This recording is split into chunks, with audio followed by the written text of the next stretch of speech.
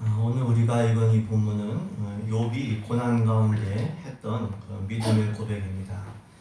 욥은 온전하고 정직하고 하나님을 경외하고 악에서 떠난 그런 사람이었습니다. 근데 이해할 수 없는 고난이 닥쳐왔습니다. 재산을 잃어버리고 자녀들을 잃어버렸습니다. 건강까지도 잃어버리게 된 것이죠. 이전까지는 존경받으면서 살았지만 고난당한 이후에는 주위 사람들이 욥을 떠나갔습니다. 친구들에게도 정죄를 당했다. 죄가 있어서 너 그런 고난 당한다. 정죄를 당한 것이죠. 그로 인하여 이때로 욥은 하나님을 원망하기도 했습니다. 하지만 동시에 오늘 본문을 보시면 귀한 믿음의 고백을 하고 있는 것을 볼 수가 있습니다. 욥이 고난 가운데서도 어떤 믿음의 고백을 했습니까? 첫 번째 믿음의 고백은 나의 대속자가 살아계신다. 나의 대속자가 살아계신다. 그 믿음의 고백이었고요. 그 대속자가 마침내 땅에 서실 것이다. 이렇게 고백하고 있습니다. 우리 25절 말씀을 우리 한 번 더 읽도록 하겠습니다. 25절 말씀입니다. 내가 알기에는 나의 대속자가 살아계시니 마침내 그가 땅 위에 서실 것이다. 아멘. 이 대속자라고 하는 것은 구원자, 구속자를 의미하죠. 대신 값을 지불해 주셔가지고 돕고 살려주고 세워줌으로 구원하시는 분을 의미합니다. 욥은 자신의 대속자가 살아계신다. 나 자신의 죄값을 지불해 주시고 나의 고통의 값을 지불해 주시고 나를 구원하실 하나님이 살아계신다. 이렇게 고백을 했고 그 하나님께서 땅 위에 서실 것을 안다. 사실 것이다. 이렇게 고백을 한 것이죠. 욥이 구약시대의 인물이었는데 그럼에도 불구하고 구원하시는 하나님께서 이 땅에 마침내 오실 것임을 믿은 겁니다. 성령의 감동으로 믿은 것이죠. 그 구원하시는 하나님은 물론 예수 그리스도이십니다. 예수님은 우리를 구원하기 위해서 이 땅에 오신 것입니다. 그리고 죽으신 지 사흘 만에 부활하심으로 예수님은 지금도 살아계신 거죠. 결국 이를 통해서 알 수 있는 것은 무엇입니까? 우리의 대속자 되신 예수님께서 지금도 살아계신다는 거죠. 예수님은 항상 살아계시는 우리의 구원자십니다. 예수님만이 우리를 구원하시는 분이신 줄로 믿습니다. 그래서 다른 이로서는 구원을 받을 수가 없다고 했어요. 사도행전 4장 12절에 다른 이로서는 구원을 받을 수 없나니 천하 사람 중에 구원을 받을 만한 다른 이름을 우리에게 주신 일이 없습니다. 우리의 삶의 모든 문제가 어떤 문제든지 간에 우리를 구원하실 분은 오직 예수님이신 줄로 믿습니다. 죄와 지옥에서 구원하시는 분도 예수님이시고 우리의 여러 가지 삶의 문제에서 구원하시는 분도 예수님이라고 하는 거예요. 그 예수님은 지금도 살아계세요. 아니 영원토록 항상 살아계세요. 요한계시록 1장 18절에 예수님 곧 살아있는 자라 내가 전에 죽었었노라 이제 세세토록 살아있어 사망과 음부의 열쇠를 가졌노니 이렇게 말씀합니다. 고린도전서 15장 17절에도 그리스도께서 다시 살아나신 일이 없으면 너희의 믿음도 헛되고 너희가 여전히 죄 가운데 있을 것이다. 예수님은 죽음에서 다시 살아나셨어요. 지금도 살아계셔요. 언제 어디서나 살아계신 구원자이시기 때문에 언제 어디서나 그분을 의지하는 자를 구원하시는 거죠. 히브리서 7장 25절에 그러므로 자기를 힘입어 하나님께 나아가는 자들을 온전히 구원하실 수 있으니 이는 그가 항상 살아계셔서 그들을 위하여 간구하십니다. 예수님은 항상 영원히 살아계셔서 우리를 구원하시는 줄로 믿습니다. 그래서 예수님께로 나아가야 되는 거죠. 우리가 때로 구원을 경험하지 못하는 이유는 무엇입니까? 구원자가 없기 때문이 아니죠. 구원자가 살아계시지 않기 때문도 아니죠. 구원자이신 예수님은 부활하셔서 세세토록 영원히 살아계심에도 불구하고 구원을 경험하지 못하는 이유는 예수님을 힘입어 하나님께로 나아가지 않기 때문입니다. 예수님을 힘입어 하나님께 나아갈 때 그가 항상 살아계셔서 온전히 구원하실 수 있다. 구원과 보호와 도움을 받게 하는 거죠. 그렇기 때문에 우리는 예수님을 힘입어서 우리의 피난처와 힘이 되시는 하나님께 나아가야 됩니다. 시편 46편 1절에 하나님은 우리의 피난처시요 힘이시니 환난 중에 만날 큰 도움이시다. 하나님은 우리를 도우시는 그러한 피난처이신 줄로 믿습니다. 어려움이 있을 때 염려와 두려움에 빠지는 사람은 구원자이신 예수님을 의지하는 사람이야. 어려움이 있을 때 기도하는 사람이 예수님을 의지하는 믿음이 있는 사람이에요. 그는 물가에 심은 나무와도 같다고 했어요. 물의 공급을 받는 나무는 더위와 가뭄에 올지라도 걱정이 없고 결실이 그치지 않아요. 마찬가지로 예수님을 의지하는 사람은 예수님으로부터 공급받는 은혜가 있기 때문에 걱정이 없고 결실이 그치지 않습니다. 예레미야 17장에 그러나 무릇 여호와를 의지하며 여호와를 의뢰하는 그 사람은 복을 받을 것이다. 그는 물가에 심어진 나무가 그 뿌리를 강변에 뻗치고 더위가 올지라도 두려워하지 아니하며 그 잎이 청청하며 가무는 해에도 걱정이 없고 결실이 그치지 아니함 같으리로다. 언제나 살아계시고 우리를 구원하시는 예수님을 의지함으로 늘 구원을 경험하시고 구원의 감격 속에 살아가는 우리 모두 되기를 주님의 이름으로 축복합니다. 이처럼 예수님은 항상 살아계시는 우리의 구원자. 더 나아가서 욥은 고난 중에 자기가 죽을지라도 육체 밖에서 하나님을 볼 것이다.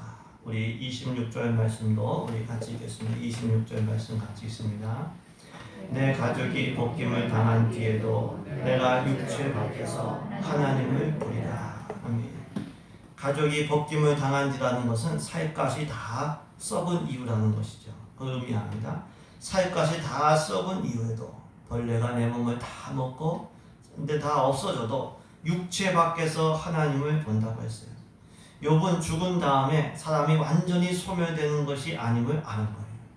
비록 지금은 건강을 잃어버려 죽을지라도 그 죽음으로 끝나는 것이 아님을 알았어요. 죽음 이후에 육체 밖에서 하나님을 보게 될 것이다. 이렇게 고백하고 있습니다. 이 귀한 믿음이 우리 모두 가운데 있기를 소망합니다. 이를 통해서 알 수 있는 것은요, 죽음이 끝이 아니라고 하는 거예요. 이 땅에서의 삶, 우리 육신을 입고 살아가는 삶이 전부가 아니에요. 죽음 이후에 또 다른 삶이 있습니다. 육체는 죽을지라도 영혼은 살아있는 거예요. 이것은 예수님께서 십자가에서 드리신 기도를 봐도 알 수 있습니다. 누가복음 23장에 예수님께서 큰 소리로 부르짖어 기도하셨습니다. 예수께서 큰 소리로 불러 이르시되 아버지여 내 영혼을 아버지 손에 부탁하나이다 하고 이 말씀을 하신 후 숨지시니라. 죽음 이후에도 영혼이 있는 거예요. 그래서 자기 영혼을 하나님께 의탁을 하는 거예요.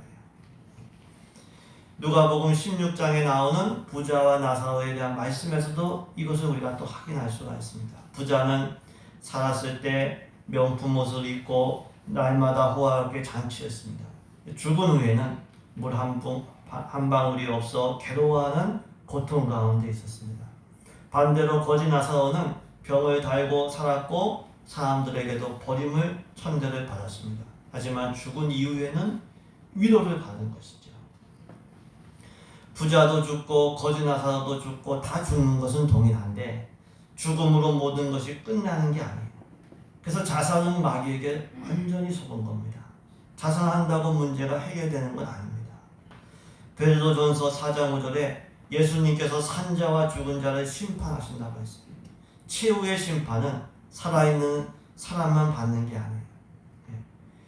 죽은 땅 위에서는 죽으면은 이 재판 안 합니다.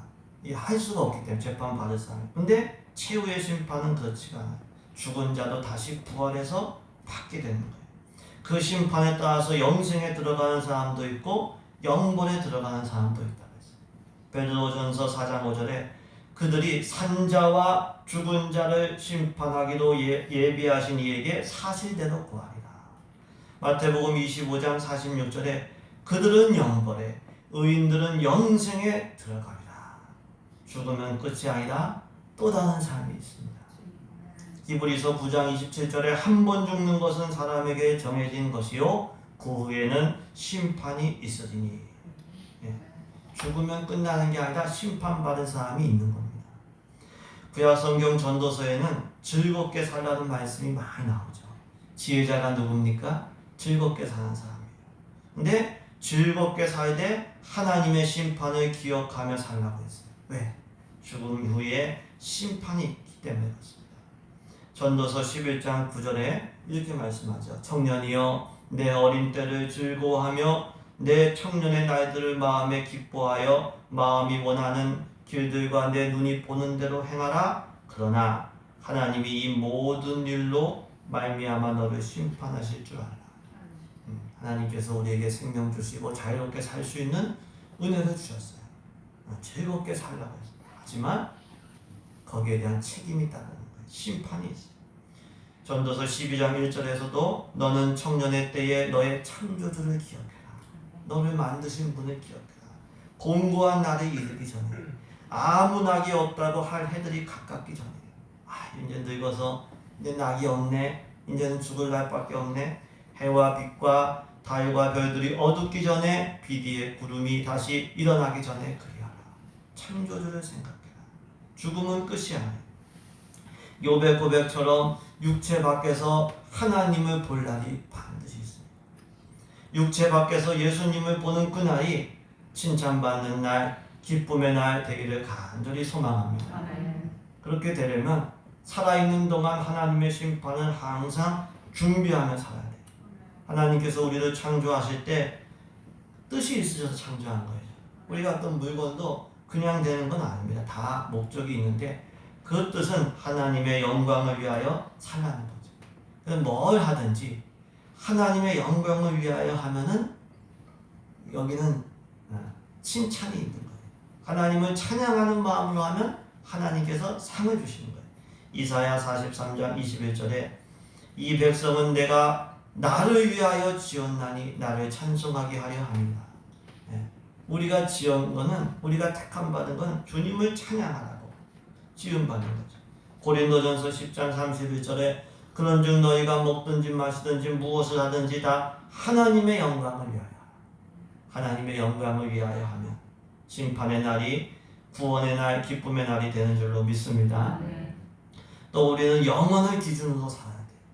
우리가 살아가는 동안 참 바쁘지만 그래도 우리들은 항상 뭘 염두에 둬야 되냐면 영원을 기억해야 돼요.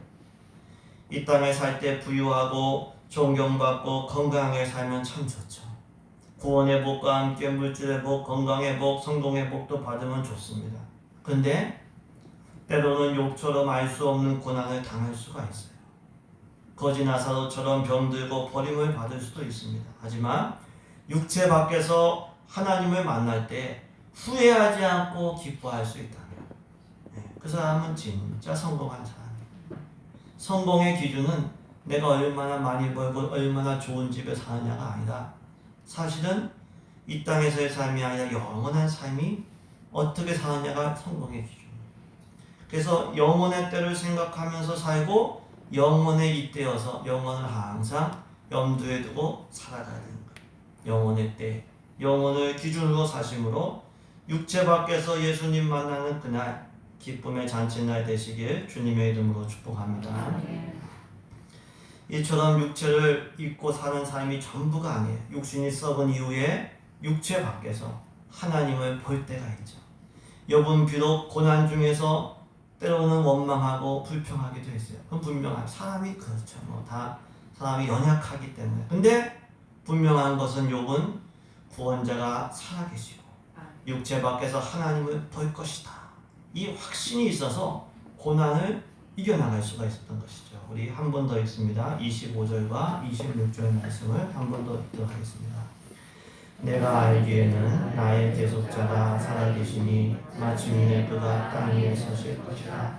내 가족이 도김을 당한 뒤에도 내가 육체 밖에서 하나님을 부리라. 아멘. 내가 알기에는 이건 지식적인 알미 아니라 체험적인 확신을 의미합니다. 부부가 친한 사람들이 이렇게 함께 살면서 알게 되는 그런 체험적인 알미죠. 그러니까 살아있는 동안 욥은 하나님의 임재를 계속 누리고 살았던 거예요. 하나님의 구원, 이 임재를 누리고 살았기 때문에 주님이 나를 책임져 주시는구나, 구원하시는구나, 육체 밖에서도 하나님을 보게 되는구나, 이걸 확신하며 살았거든요. 이 확신이 있었기 때문에 고난 속에서도 순금과 같이 단련되어 간 것입니다. 이를 통해 알 수 있는 것은 무엇입니까?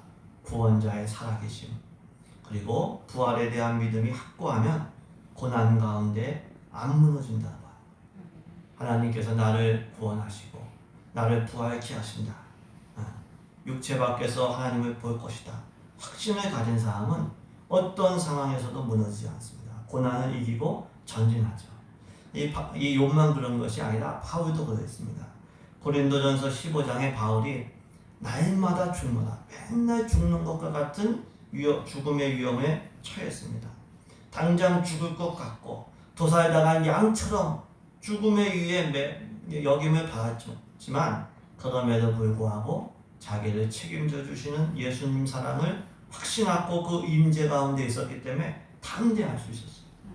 로마서 8장 36절부터 보시면 기록된 바 우리가 종일 주를 위하여 죽임을 당하게 되며 도살당할 양같이 여김을 받았나이다 함과 같으니라. 그러나 이 모든 일에 우리를 사랑하시는 이로 말미암아 우리가 넉넉히 이기느니라. 내가 확신하노니, 바울은 확신이 있었어요.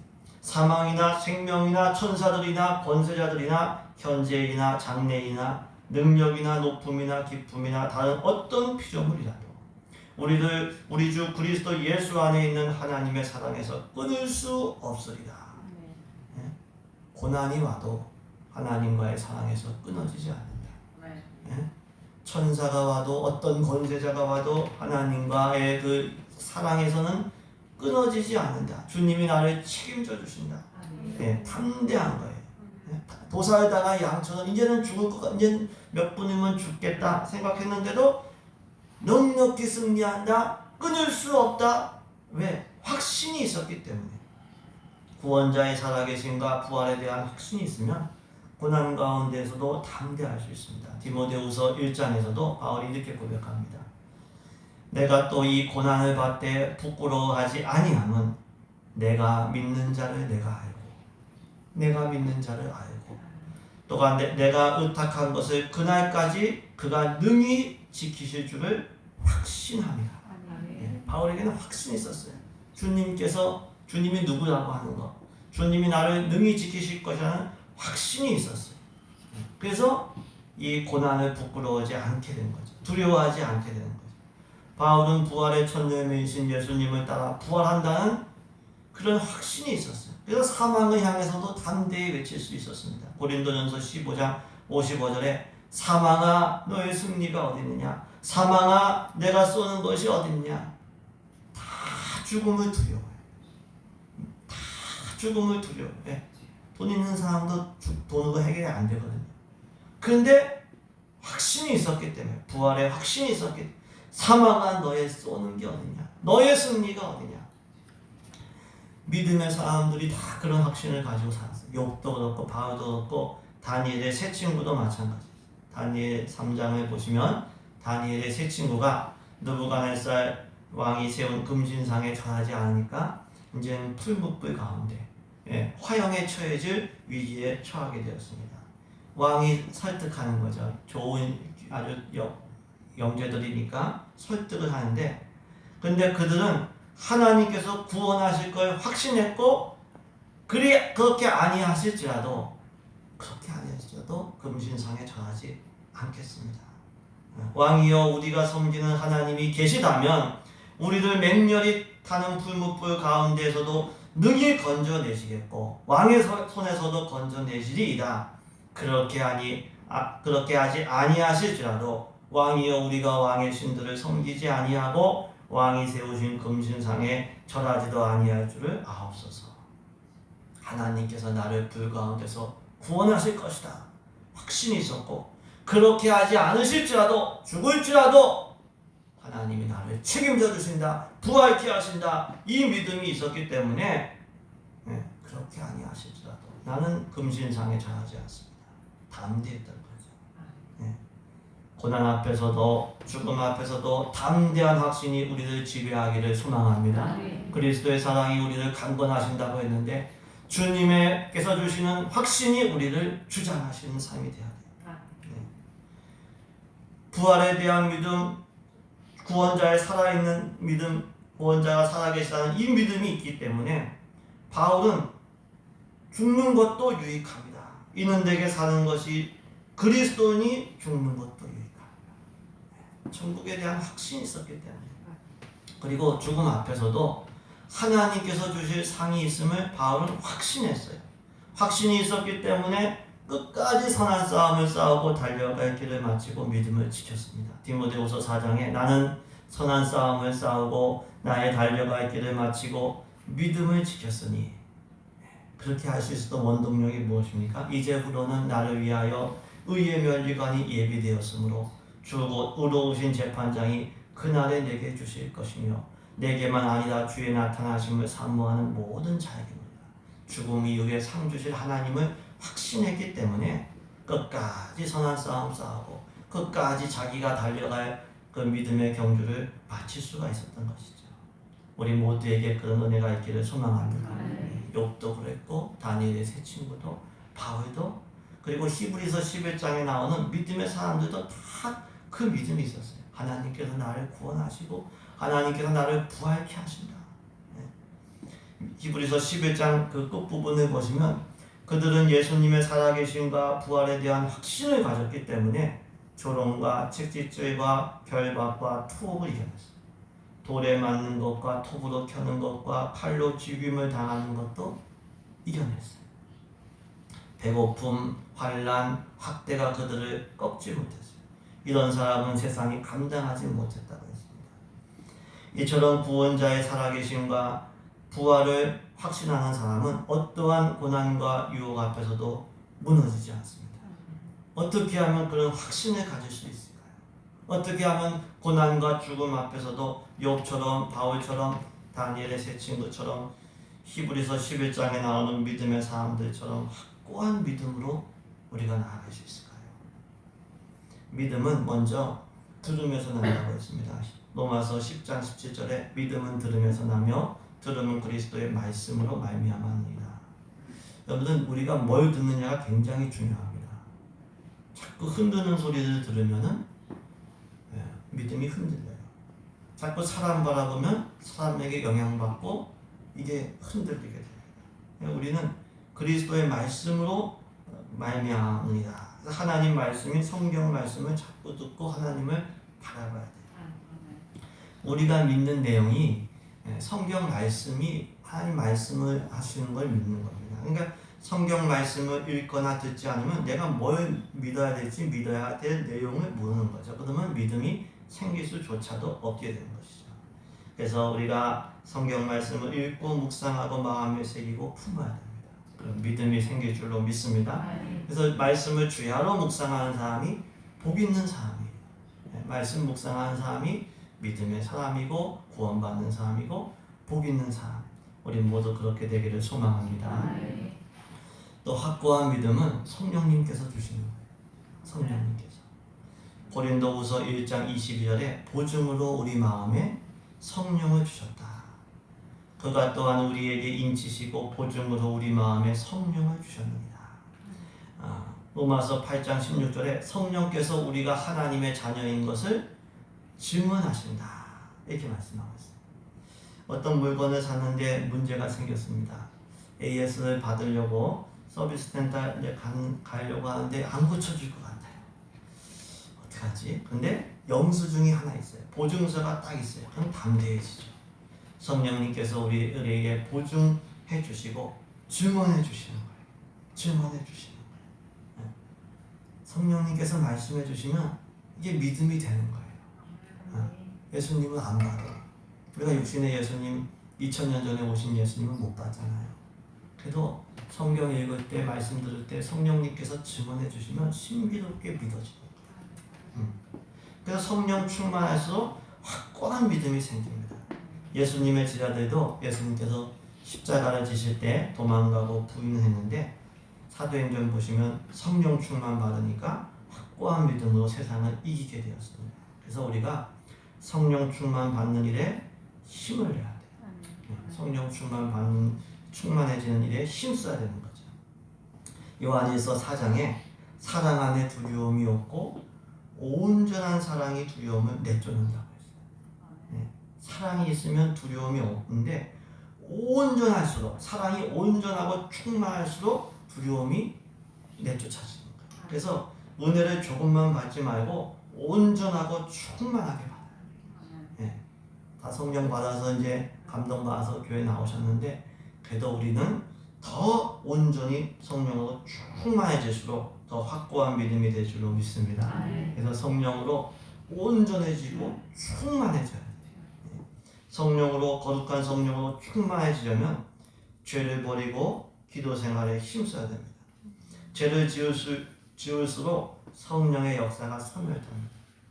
죄를 지을수록 영적인 감각이 무감각해져요. 믿음을 잃어버리게 됩니다. 반대로 기도에 힘쓸수록 성령의 역사 활발해지고 성령께서 계속 증언해 주셔요. 그러면 이게 믿음이 생기죠. 누가복음 11장 13절에 너희가 악할지라도 좋은 것을 자식에게 줄 알거든 하물며 너희 하늘아버지께서 구하는 자에게 성령을 주시지 않겠느냐. 예수님 말씀. 성령 충만은 물질로 살 수도 없고 지식으로도 살 수가 없습니다. 아무리 교회 오래 다녔다고 해도 자동적으로 성령 충만해지진 않습니다. 오직 기도 생활에 힘쓸 때 우리가 성령 충만의 은혜를 받을 수 있는 줄로 믿습니다. 오로지 기도하기를 힘쓰는 우리 모두 되어서 성령 충만한 가운데 확신을 가지고 확고한 믿음으로 사시길 예수님의 이름으로 축복합니다.